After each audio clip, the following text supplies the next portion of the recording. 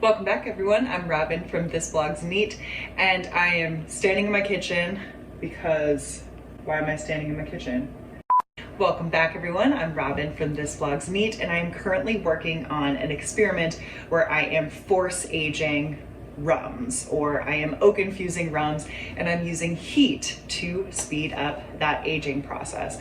Now this video isn't about how I do that oak infusing, how I do that force aging. It's not about force aging, but it is about the equipment that I use. Now my Patreons know exactly what experiments I'm working on, exactly what is in this pot right here. I'm gonna leave that as a mystery for you viewers. You guys will just have to stay tuned and wait for that video to come out.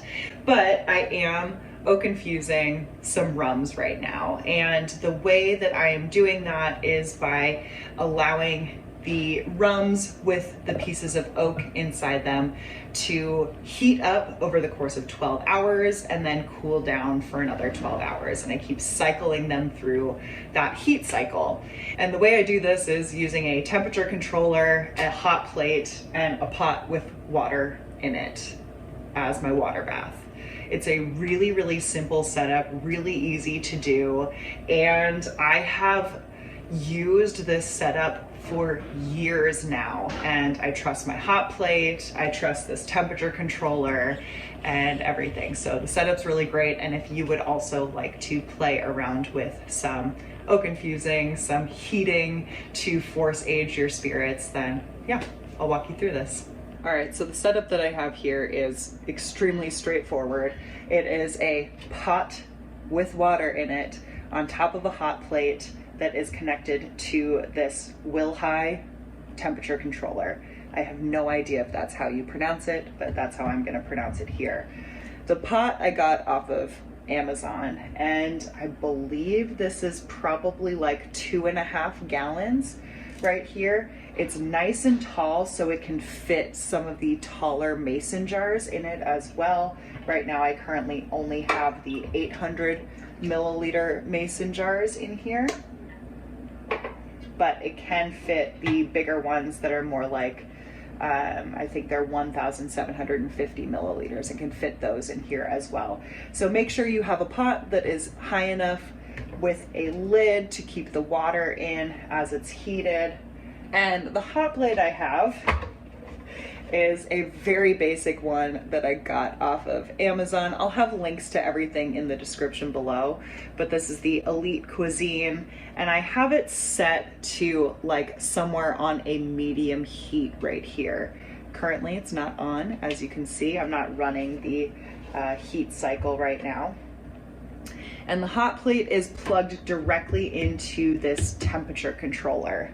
Now, the WILLHI temperature controller is really straightforward to use. I will walk you through like how to program it specifically, but as you can see right now, it is just taking a reading of the temperature inside the pot. It's at 107.6 degrees Fahrenheit, and it's alternating between the temperature and off because it's currently not running the heat cycle that I have programmed. Another thing to note is that when I put in water for my water bath, I make sure that it is nice and high so it covers a majority of the jar, or at least a majority of whatever the liquid is inside the jar. But I don't want it to cover the jar completely. I feel like that's straightforward. So I always check the liquid level to make sure I'm not losing too much liquid as I'm doing my heat cycles. And it also helps that I keep the lid on. Okay, so I have the WILLHI temperature controller here that I got off of Amazon. It is really, really great. It comes with the temperature probe, and it's pretty straightforward to set it up. So currently you can see that it is switching between the temperature reading and off because it is not currently running its heat cycle. So it's reading the temperature of the water bath right here, which happens to be at 106.7 degrees Fahrenheit. Now, if I wanted to set this for this heat cycle that I'm currently doing, which is 12 hours in a temperature range between 135 to 144 degrees Fahrenheit, let me show you how you would do that. So I'm going to hold set to get to the settings, and the first thing I see is HC. If I hit set, I can see that it says H or it says C. This is for heating or cooling. Are you heating or are you cooling something? This also has the capabilities of cooling something, but I am obviously heating, so I'm gonna select H, hit set, and now I can go to the next parameter. This is A7. This is the amount of time that I want this to run for, and this is in minutes. So 720 minutes is also 12 hours. If you wanted to change this, you would hit up or you would hit down to change that time frame. And it goes up to 999 minutes. That is the longest it will hold a temperature program for. AL, this is the alarm for if the temperature gets too cold. Because I'm not cooling anything, I don't have that set to any specific temperature. So it reads down to negative 52.7, maybe. Does it even go even lower? Oh yeah, it reads very, very cold temperatures here. But I don't really mess with that because I am not concerned about it getting too cold. I am, however, concerned about it getting too hot. So I have an alarm set for if this reaches 170 degrees Fahrenheit, an alarm will start to go off. This will start to beep. And again, you can change that by hitting up or hitting down and hit set. And now we want to move to the next parameter, P7 and CA. These relate to the calibrations and I don't really mess with those. HB, this is the upper bound of my heating. So I have that set for 144 degrees Fahrenheit. Again, if I wanted to change this, I would select up. If I wanted to make this cooler, I would move it down. So I have it set for 144. Once you have selected your temperature, hit set.